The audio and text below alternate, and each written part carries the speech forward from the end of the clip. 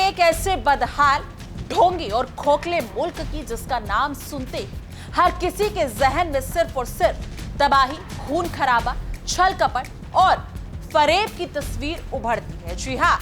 हमारा वही नापाक पड़ोसी देश पाकिस्तान, एक ऐसा देश जहां आज के दौर में शांति का परिंदा भी शायद अपनी जान बचाने के लिए बुलेट प्रूफ जैकेट पहनकर उड़ने को मजबूर है, और जहां के नकारा हुक्मरानों को देश चलाने का तो कोई ज्ञान ही नहीं, लेकिन दुनिया भर की चौखटों पर कटोरा लेकर भीख मांगने का हुनर बखूबी आता है। जी हाँ, एक बार फिर इस बदहाल देश की सरजमी से खून, खौफ और बारूद की ऐसी सनसनीखेज दास्तां सामने आई है जिसे सुनकर किसी भी इंसान का कलेजा कांप उठेगा। नमस्कार दोस्तों, आप देख रहे हैं इंडिया डेली 24x7 और हमारा एक खास शो ना पाकिस्तान, और मैं हूं आपके साथ तान्या त्यागी। हमारे बड़े बुजुर्ग हमेशा एक सीख दे गए कि बोगे बबूल तो आम कहां से खाओ, और पाकिस्तान की नापाक अगर देखा जाए तो पाकिस्तान की नापाक हुकूमत तो दशकों से अपनी ही आंगन में आतंकवाद की ऐसी जहरीली फसल बोती आ रही है कि अब उसे काटने के नाम पर सिर्फ लाशें, बेकसूरों की चीखें, घर घर में मातम और आत्मघाती धमाके ही मिल रहे हैं। लेकिन जरा ठहरिए, इस पूरे खूनी खेल का असली मास्टरमाइंड और पर्दे के पीछे बैठा असली आका कोई और नहीं बल्कि दुनिया का तथाकथित ठेकेदार यानी सुपर पावर अमेरिका है। अमेरिका ने हमेशा से अपनी भू राजनीतिक रोटियां सेकने के लिए पाकिस्तान की इस नापाक सरजमी का इस्तेमाल किया, वहां डॉलर फेंके और आतंकवाद के इस जहरीले नासूर को खाद पानी देकर सींचा। जब तक अमेरिका का उल्लू सीधा होता रहा तब तक उसने पाकिस्तान के हर काले कारनामे और जुर्म पर पर्दा डाला, और आज जब ये मुल्क पूरी तरह से अपनी ही आग में जल रहा है तो अमेरिका मूक दर्शक बनकर तमाशा देख रहा है। दरअसल पाकिस्तान की बदहाली और बर्बादी दरअसल उसी अमेरिकी साम्राज्यवादी नीति का नतीजा है जिसने हमेशा दुनिया भर में मानवाधिकारों और लोकतंत्र का फर्जी ढोंग रचाकर खुद अपने इशारों पर कठपुतलियों का नाच नचाया है, क्योंकि पाकिस्तान जैसे आत्मसम्मान बेच चुके मुल्क को अपना मोहरा बनाकर अमेरिका ने पूरे दक्षिण एशिया क्षेत्र में अस्थिरता और डर का जहर खोला है। आज जब खैबर पख्तूनख्वा से लेकर अवैध रूप से कब्जाए गए पीओके तक बेकसूरों के खून की नदियां बह रही हैं, तो वॉशिंगटन के वातानुकूलित कमरों में बैठे हुक्मरान आंखें मूंदकर मचे से अगर देखा जाए तो मंचों से तमाशा देख रहे हैं।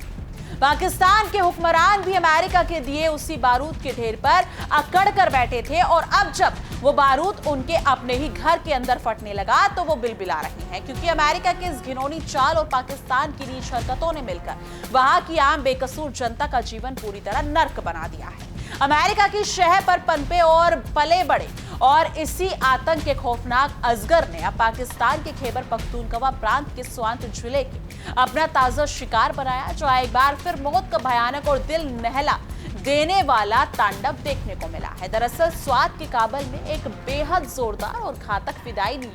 अगर देखा जाए यानी सुसाइड अटैक ने पूरे इलाके की नींव हिलाकर रख दी। जो पाकिस्तान कभी दूसरों के घरों में आग लगाने और निर्दोषों का खून बहाने की नापाक साजिशें रचता था, आज उसका अपना ही घर उसकी आग की लपटों में जलकर राख और खाक हो गया, क्योंकि स्वात में हुए इस दिल दहला देने वाले आत्मघाती हमले में 5 खाकीधारी सुरक्षाकर्मी समेत कुल 14 बेकसूर लोगों की दर्दनाक मौत हो चुकी है, जबकि 1 दर्जन से अधिक लोग जिंदगी और मौत के बीच बुरी तरह झूल रहे हैं। स्वात जिले के काबल पुलिस स्टेशन से बाहर जो कुछ भी घटा वो कोई अचानक नहीं, इत्तेफाक नहीं, बल्कि ये पाकिस्तान की उस पूरी नाकाबिल कमजोर और अंदर से सड़ चुकी सुरक्षा व्यवस्था का जीता जागता सबूत है, जो अपने ही पाले हुए आदमखोर सांपों से अब खुद डसवाई जा रही है। दरअसल स्वात के काबल पुलिस स्टेशन में मुख्य प्रवेश द्वार के ठीक बाहर जैसे ही एक फिदायीन हमलावर ने खुद को बारूद के धमाके से उड़ाया, चारों तरफ अफरा तफरी, चीख पुकार और बदफासी का एक ऐसा खौफनाक तांडव मच गया कि इस पूरे इलाके की दरो दीवार तक थर्रा उठी और हर तरफ सिर्फ मातम छा गया। पाकिस्तान की इस हालत और साख इस समय दुनिया के नक्शे पर बिल्कुल थोपी अगर देखा जाए तो धोबी का कुत्ता घर न घाट का बाली हो चुकी है, जहां ना तो आम बेकसूर आवाम सुरक्षित है और ना ही मुल्क की सुरक्षा का झूठा दम भरने वाले खाकीधारी पुलिसकर्मी खुद अपनी हिफाजत कर पा रहे हैं, क्योंकि देश के नकारा हुक्मरान और फौजी सिपाह सालार अमेरिका से मिलने वाली भीख की नई किश्त का इंतजार करने और अपनी तिजोरियों भरने में मस्त है, जबकि खाकी पहनने वाले सिपाही और आम नागरिक सड़कों पर तड़प तड़प कर अपनी कीमती जान गंवाने के लिए पूरी तरह मजबूर हो चुके हैं। स्वात जिले के पुलिस अधिकारियों द्वारा जारी किए गए अधिकारियों अगर देखा जाए तो आधिकारिक बयान के अनुसार ये खूनी और खौफनाक खेल तब खेला गया जब पुलिस स्टेशन के गेट पर मुस्तैदी से ड्यूटी दे रहे पुलिसकर्मियों ने उस संदिग्ध फिदायीन हमलावर को प्रवेश द्वार पर ही रोक लिया था और उसकी तलाशी लेने की कोशिश की। लेकिन कहते हैं ना कि चोर की दाढ़ी में तिनका, वो आदमखोर हमलावर अपनी नापाक और घिनौनी वारदात को अंजाम देने के लिए पूरी तरह आमदा था और उसने तबाही मचाने में जरा सी भी देरी नहीं की। जैसे ही डटे हुए पुलिसकर्मियों ने उस संदिग्ध को दबोचकर उस पर नकेल कसने की कोशिश की, उसने बिना एक पल गवाए अपनी कमर में बंधे भारी विस्फोटकों की बेल्ट का बटन दबा दिया। इस दिल दहला देने वाले धमाके की भयानक गूंज कई किलोमीटर तक सुनाई दी और चंद सेकंड्स के भीतर ही पूरा काबल अगर देखा जाए तो पुलिस स्टेशन चीखों बारूद के काले जहरीले धुएं, छितरे हुए इंसानी अंगों और खून के ताले में तब्दील हो गया, जिसे देखकर हर किसी की रूह कांप गई। पाकिस्तान के चालबाज और भ्रष्ट सियासतदानों की नीयत में खोट और कथनी करनी के भारी अंतर का नतीजा आज वहां की बेकसूर आवाम अपनी जान देकर चुका रही है, जिन्होंने इलाके में कानून व्यवस्था बनाए रखने और लोगों की हिफाजत करने का जिम्मा सौंपा गया था। वो सुरक्षा कर्मी खुद ही इस नापाक आतंकवादी हमले में अपनी जान गंवा बैठे और दर्जनों बाकी बेकसूर और लहूलुहान होकर अस्पताल में फर्श पर तड़पने के लिए लावारिस छोड़ दिए गए। क्योंकि पाकिस्तानी अगर एक अखबार के अकॉर्डिंग देखा जाए तो उसमें शुरुआती आंकड़ों में भले ही सिर्फ 7 लोगों की मौत और 18 लोगों के घायल होने की बात सामने आई थी, लेकिन हकीकत यह है कि इस मुल्क में अपनी प्रशासनिक विफलता और वैश्विक बेइज्जती से बचने के लिए अक्सर मौतों का असली आंकड़ा छुपाना ही इनका पुराना इतिहास रहा है। अपनी नाकामियों पर पर्दा डालना पाकिस्तान की वो पुरानी फितरत है जिससे पूरी दुनिया अब बहुत अच्छी तरह समझ चुकी है। पाकिस्तानी पुलिस, खुफिया तंत्र और सुरक्षा एजेंसियां रोजाना मीडिया के कैमरे के सामने आकर बड़े बड़े खोखले दावे तो करती हैं कि वो पूरी तरह हाई अलर्ट पर है और किसी भी अप्रिय स्थिति का या फिर अगर देखा जाए नापाक साजिश से निपटने के लिए पूरी तरह मुस्तैद है। मगर कड़वा सच तो ये है कि उनका हर दावा और हर कागजी वादा हवा में ताश के पत्तों की तरह ढह जाता है और सुरक्षा का जनाजा निकल जाता है। क्योंकि घटना घट जाने के बाद भारी भरकम सुरक्षा भले अगर देखा जाए तो बले ने भले ही कागजी खाना पूर्ति करते हुए पूरे इलाके की घेराबंदी करके सर्च ऑपरेशन शुरू कर दिया हो और मलबे से सबूत जुटाए जा रहे हो, लेकिन सबसे बड़ा सवाल ये उठता है कि जब चिड़िया छुप गई खेत तो अब पछताने से क्या हो। जब सुरक्षा व्यवस्था में इतनी बड़ी सेंध लग चुकी हो और यहाँ तक कि 14 बेकसूर लोग अपनी जान गंवा चुके हो, तो अब मलबे में हाथ पांव मारने का क्या फायदा। ये बेहद खौफनाक और विनाशकारी धमाका ठीक उस वक्त हुआ जब स्वात घाटी के स्थायी नागरिक हाल ही में इलाके में बेहद बेतहाशा आतंकवादी हिंसा और लक्षित हथियारों के खिलाफ काबल चौक पर सड़कों पर उतरकर एक बहुत बड़ा विरोध प्रदर्शन कर रहे थे। बेबस लोग अपनी नाकाम सरकार और भ्रष्ट फौज की नीतियों के खिलाफ सड़कों पर उतरकर अपना आक्रोश जता रहे थे। स्वात की दुखियारी जनता का इस सब्र पूरी तरह जवाब दे चुका है और वो अपनी तथा अपने मासूम बच्चों की हिफाजत के लिए खुद अपनी आवाज बुलंद करने पर मजबूर हो गए हैं। लेकिन किसे मालूम था कि सड़कों पर उतरकर शांति की भीख मांग रहे इस लाचार लोगों के बिल्कुल करीब ही मौत का खौफनाक सौदागर अपनी बारी का इंतजार कर रहा था और पल भर में सब कुछ तबाह करने वाला था। स्वाट अमन जिरगा यानी वहां की स्थानीय आदिवासी परिषद के इलाके में अमन, चैन, सुकून और भाईचारा बहाल करने के लिए इस विशाल शांति रैली का आयोजन किया गया था। इस रैली में शामिल हजारों स्थानीय निवासियों ने अपने हाथों में शांति की मांग वाले बैनर और तख्तियां उठाकर आतंकी तंत्र और नकारा हुकूमत के खिलाफ जमकर नारेबाजी की थी। वो अपनी ही अंधी और बहरी सरकार से उस इलाके में शांति और सुरक्षा की भीख मांग रहे थे जहां पिछले कुछ महीनों में सुरक्षा के हालात दिन ब दिन बद से बदतर हो चुके हैं। मगर अपनी धुन में मस्त और अमेरिका के तलबे चाटने वाली पाकिस्तान सरकार को अपने ही लाचार नागरिकों की चीखें और तड़प तभी सुनाई नहीं पड़ती। इस जबरदस्त और भयानक धमाके में जब दर्जनों लोग लहूलुहान होकर चीखते चिल्लाते हुए सड़क पर गिरते पड़ते तो चारों तरफ हड़कंप मच गया और आनन फानन में स्थानीय पुलिस और बचाव दलों और नागरिक अधिकारियों ने तुरंत आपातकालीन कार्रवाई शुरू कर दी। चारों तरफ सिर्फ एम्बुलेंस के सायरन और अपने को खो चुके लोगों की सिक्सिया। अगर देखा जाए तो सिक्सिया का खौफनाक सन्नाटा गूंजने लगा, क्योंकि पाकिस्तान की सरजमी पर लगातार गहराता आतंक का एक काला साया इस बात की खुली गवाही देता है कि जो दूसरों के लिए गड्ढा खोदता है वो एक दिन खुद उसी में मुंह के बल गिरता है। दशकों से दूसरों के शांत घरों में आग लगाने की नापाक साजिशें रचने वाला अमेरिका आज खुद अपनी ही लगाई बारूद की आग में झुलस रहा है और उसे बचाने वाला अब कोई नहीं रहेगा। इस भीषण हादसे में जितने भी लोग गंभीर रूप से घायल और लहूलुहान हुए हैं उन सबको तुरंत एम्बुलेंस की मदद से पास के सोदू शरीफ डीचिंग हॉस्पिटल में भर्ती कराया गया, जहां डॉक्टरों की इमरजेंसी टीम उनकी टूटती सांसों को बचाने के लिए कड़ी जद्दोजहद कर रही है और घायलों की हालत बेहद नाजुक बनी हुई है। दूसरी तरफ भारी संख्या में तैनात फौज और सुरक्षा कर्मियों ने पूरे इलाके को छावनी में तब्दील कर सील कर दिया और चप्पे चप्पे की बेहद बारीकी से तलाशी कर ली है। सेना के जवान और बख्तरबंद गाड़ियां भी घटनास्थल के आसपास गश्त करती देखी गई, लेकिन जनता का भरोसा इस नकारा पुलिस और सेना से पूरी तरह उठ चुका है। पुलिस के आला अधिकारी अब मीडिया के सामने आकर इस बात की गहराई से छानबीन करने का ढोंग कर रहे हैं कि आखिर इतनी कड़ी सुरक्षा, नाकेबंदी और खुफिया तंत्र के बावजूद वो फिदायीन हमलावर सीधे पुलिस स्टेशन के मुख्य दरवाजे तक पहुंचने में कैसे कामयाब हो गया। लेकिन सच तो यह है कि उनकी अपनी ही